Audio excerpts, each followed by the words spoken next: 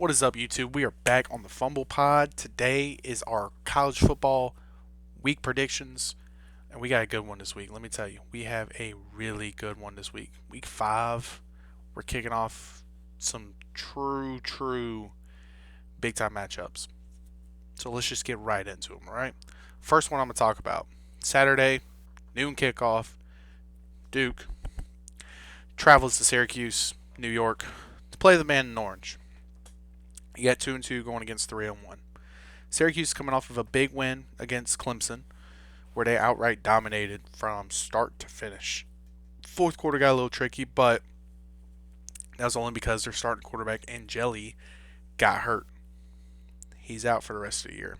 So Ricky Collins came in, was looking a little at times, but that Syracuse team still put on a great performance.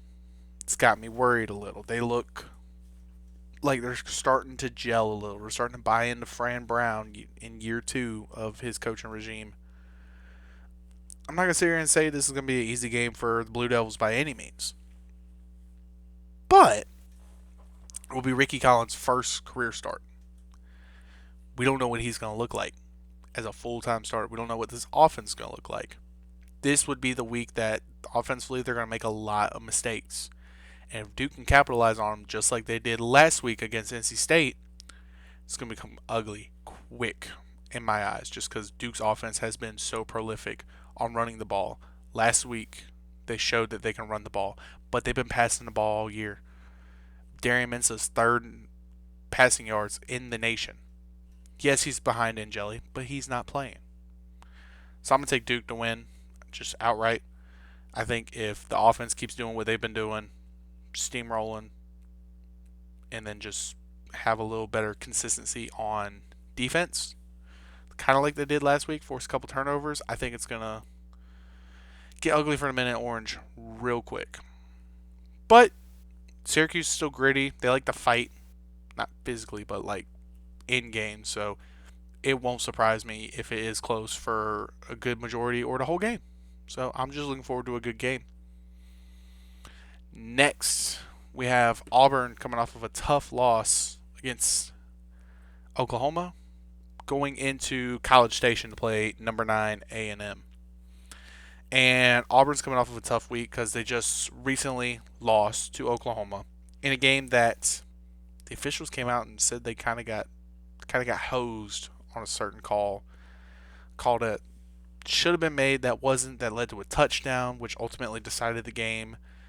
So now they're going in this week, feeling like they've been screwed out of a win. And now they got to go to College Station to play A&M, who's been playing really good as of late. They beat Notre Dame on the road. Marcel Reed's starting to look more comfortable throwing the ball, still while being a freakish athlete. Auburn's got a really good defense, though. Auburn's defense had 7 sacks last week. They had a good day. But with all this being said, I think A&M's just outright has more overall talent. They're at home. It's a big advantage. I'm going to roll with A&M in this one. They're 6.5 point favorites. I'd probably take them to win by a touchdown, but nothing more than that. I think Auburn's going to put up a good fight. At noon on Fox, you got number 21 USC going to number 23 Illinois. Illinois is coming off an embarrassing loss to Indiana. Lost by 50 plus. USC is coming off of a good win against Michigan State, who I think people are underrating. I think Michigan State is actually a really solid football team. So let's not overlook USC as a whole because they haven't played anybody ranked yet. This is their first ranked game of the year. And it's on the road. But this USC team looks closer to the Oklahoma teams that Lincoln Riley used to coach back when he had Baker and Kyler Murray. Granted, their quarterback isn't very similar to those types of players, but he is able to run, yet while still running the offense in its entirety of how Coach Riley wants it to be done. The USC defense is sneaky good. they're sneaky good.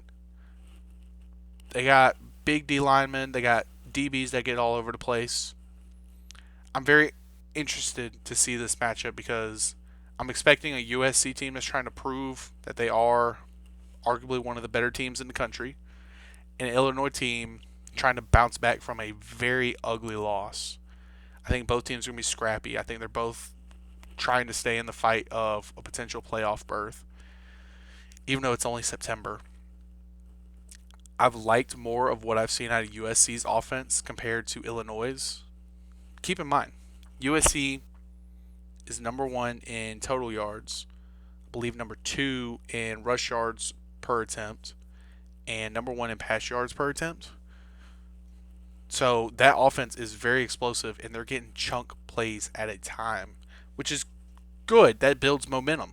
If you're able to go out, score quickly, be able to get a stop, and can do it again, that demoralizes the team. Also kind of helps your defense because it eliminates one part of the offense that they don't have to worry about. If you're down 21-0, defense doesn't really have to worry about the run as much because they can't. The other team can't chew clock. They got to throw the ball, and that's just going to help your pass rush. It's going to help your pass coverage because you know what's coming. So you're just going to be looking for the ball all the time.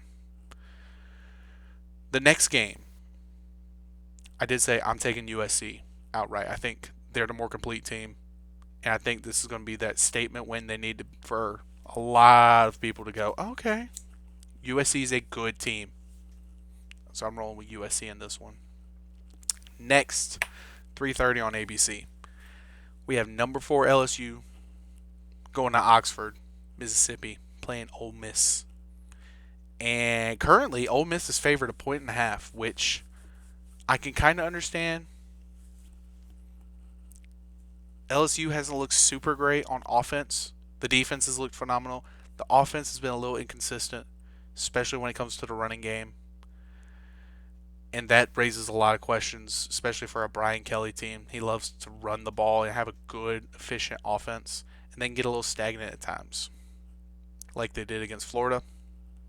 But this Ole Miss defense isn't even close to Florida's. Not even close. I think this is going to be the game that can get LSU's running game on track and get the ball rolling in that terms, which is only going to help your passing game. It's going to open up a lot of things. Ole Miss, though, can still put up points. They are, again, favorite at home, only 1.5. And Lane Kiffin's playing for something. He's playing for something. Just found out his daughter is dating star middle linebacker for LSU. He said take the over. I believe him. I believe he's going for points. I'm going to take the over, but I am still going to take LSU. I do still think that they have an all-world defense, and Mississippi's not going to be able to keep up with them offensively. And that Ole Miss defense is not very good. It's solid, but after a couple series, they're just going to be worn out, and that's where I think LSU is going to make their big hoorah going in. Next, this is a game that a lot of people have been waiting on. I'm excited to see. It is number 6 Oregon traveling to Penn State to play Penn State, the Nittany Lions. It's a whiteout game. Those are always exciting to watch. To have 80+ thousand people just whiteout going crazy, you love to see it. At first, I'm looking at this and I'm like, okay, Penn State's favorited. I have questions about that. I understand they're at home. It's a tough environment. The offense hasn't looked super great. It's been very run heavy. And even at times, the run game hasn't been there, especially against some lower tier opponents. But the defense is, in my opinion, still a world-class defense. Oregon, on the other hand, I think has the best of both worlds. They have Dante Moore, that quarterback. I think he can make almost any throw at the college level. And he just makes it work. He's got playmakers. He's got a really good defense on his team too. And I think it's going to ultimately come down to whose offense can make the bigger play when needed. And right now, I would trust Oregon to do that. I think Oregon is going to go into Penn State during the whiteout and just utterly destroy them. Not in terms of like, they're going to beat them by 30 or anything crazy, but I think they're just going to go out there and assert their dominance as a team. And then that's going to raise questions for Penn State and James Franklin and a lot of the things they got going over there. James Franklin is not known for being a lot of top 5, top 10 teams, really. He's known for winning the games you're supposed to, and then at least being in games that, are 50-50. That's what they were last year. Remember, they played Oregon in the Big 12, no, Big 10 championship last year. They lost. Played Ohio State. They lost. They played Notre Dame in the college football playoff. They lost. So at some point, for James Franklin and his coaching staff, we have to look at and go, when are you going to turn that new leaf? When are you going to show that you can be the team that everybody else should really fear? Because, if you got Fresno State coming into town, yes, they're going to fear Penn State. You got NC State coming to town. NC State's going to fear Penn State. But if you got Oregon coming in, Ohio State, even Michigan, are they that scared of Penn State at this point? I understand one of the loudest arenas, one of the tougher places to play, and they normally have really good teams. But it's like they have really good teams, and they yet to still fall short. And I think this is going to potentially be another one of those. Plus, Dan Lanning and his coaching staff over in Oregon are trying to prove that, yes, they were number 1 seed last year, and yes, they lost, but it wasn't a fluke year. They truly are a program that is ready to keep making those type of jumps. And I think this is going to be a big statement game for them, just to be able to go into Penn State, win at Penn State, and be like, we're not going anywhere just because we had the one breakout year. We're here to stay and be consistent. It's going to be a great game. I'm going to take Oregon to cover and win outright, and that's just going to be an interesting game. The over-under's at 52.5. I don't blame them. I'd probably still hit the over, though. I think there's going to be a decent bit of points scored. Penn State's going to have to score a bit, I think, to keep up with Oregon. The next game is also at 7:30 on ABC. This is just, when I think of rivalries, especially in my lifetime, this is one that comes to mind, especially over the last 6-7 years, because it's Bama, Georgia. Okay, it's Bama, Georgia. This has always been one of the better games to watch because for years we had Nick Saban versus his former DC Kirby Smart duking it out. Granted, majority of the time it was Saban beating Kirby up until last year. I lied, including last year, because Georgia number 1 in Alabama, playing Alabama. Alabama rips their heart out late. And this is what is going to be always known in my eyes for a good while now, is going to be the pinnacle of rivalries. I understand Alabama's got the Iron Bowl. I love watching the Iron Bowl. The Kick Six, phenomenal. Just phenomenal games have been played there. But this game, I think this is the biggest game of the weekend, obviously. It's number 17 Alabama playing against number 5 Georgia in Georgia. It's been a while since Bama's had to go to Athens and play them. And when I'm looking at it, Georgia's favored by 3.5, as they should be. It's just one of those. It's one of those weird situations, right? You had Alabama have an ugly first week, absolutely get manhandled by Florida State. Then they've had back-to-back games against some softer opponents. That offenses look good. That defenses looked on par to what we thought they would be. Ty Simpson's in a groove. Ryan Williams has been showing out like he was last year. Yeah, Georgia team that started out kind of slow. They were keeping a lot of undermined teams in games with them. And then they go and play Tennessee in Knoxville. Score 44.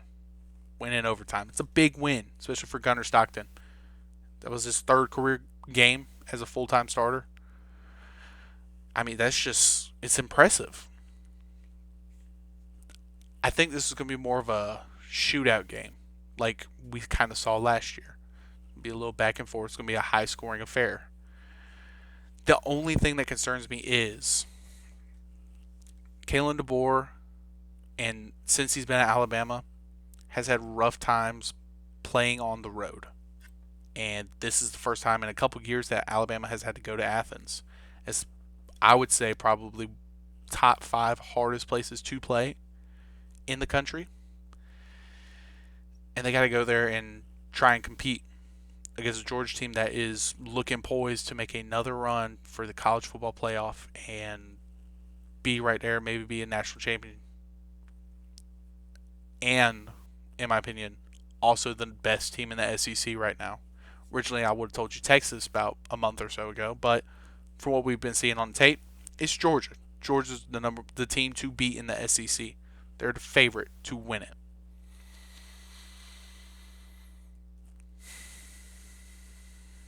You see the gears turning. You see the thoughts bouncing around. You're like, what's he gonna do? I gotta go dogs here.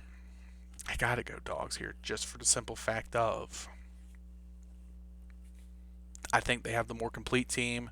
They've shown that they can be more consistent, especially against some of these upper tier teams. I just I don't see a world. I do see a world where Alabama wins. I'm not gonna fully count them out because they still got playmakers on offense. Ty Simpson has looked good. That defense is still solid. But when I go on paper and from what I've seen on tape, I think this Georgia team is better outright. It again, like I said, would not shock me if it's a high scoring affair. It's close because of that, but I'm still going to roll with the Georgia Bulldogs in this one. I hate that we kind of rolled through a lot of those big games this quickly because it's kind of a short video. But I am going to give a quick shout out to a game that's being played tonight. We have, actually, yeah, I'll still talk about it. We got ECU hosting Army. Last year, Army was ranked top 25, played ECU at a point where Army was playing really good football. ECU was starting to try and turn the corner of getting back to winning ways. And Army went in there and beat them 45-28. And if you're very unfamiliar with Army, they don't run a normal offense. They run one of the more interesting run style offenses. It's nothing but wing T, man. Read option, belly dives, quarterback runs. That's all it is. Every now and then a little pop pass just to catch you sleeping. They put 45 on them. And I think ECU's looking at this game tonight and thinking, we got to get our kid back. At home, Caden Hauser, who has surprisingly been really good. He's top 5 in the nation for passing yards. I think they're going to come out trying to sling the ball over the place and kind of put it to them. Just to show that they're better than what they were last year. I like ECU in this one. ECU's favored 4.5. I can see them winning by more. I can see them winning by a touchdown or possibly double digits. It's going to be a very good game. I think ECU is going to be ecstatic to be out there and be ready to show that they're a solid team. It wouldn't shock me if ECU is in a sleeper tier of college football. Not necessarily like what Boise State was last year or anything, but more so in terms of they have 7-8 wins. We're like, hey, maybe they get another player or two, have another year under this coaching regime. With the way the playoffs work, maybe they could be that team that pop off a 10-11 win season and go into it. Maybe they look to relocate to maybe a stronger conference to help them get to that point if that's what they're looking to do. It's going to be a good game, I think. And then, I'm taking ECU, by the way. And then the last game I'm really going to talk about is, I don't know. I feel like I should know. I want to talk a little bit about Ohio State and Washington. Okay? Because I think it's going to be a sleeper game. Ohio State's number 1 in the country, traveling to Washington, 2 3-0 teams. And the reason why I say it's going to be a sleeper game is because Washington is so good at home. They're just so good at home. They have the second best home streak in terms of the last 5 years, only behind Georgia. Georgia's won 34 straight. Washington has won right around 25, 26 straight at home. This Ohio State team is very good. I think they got top 5 defense in the country. The offense has playmakers, but I feel like at times they play very cautious and very safe, especially with Julian Sand as a freshman. So I worry if maybe that could get in their way a little bit and get them out to a slow start. And Washington at home in Seattle, I mean, we know about the Seahawks. We know about their fans. They make that place loud. It's just like that for the Washington University.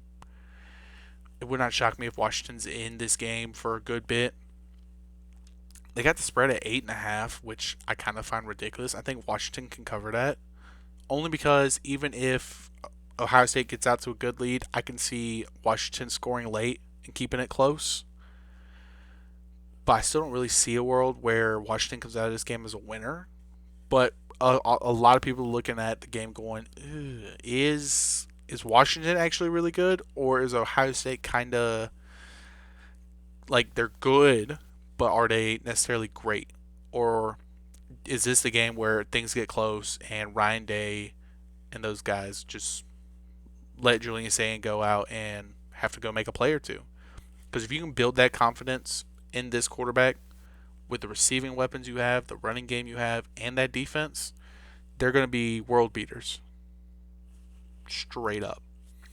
But I worry that Ryan Day is going to get a little tight, a little nervous, and call a game closer to how they called the Texas game at home against Texas.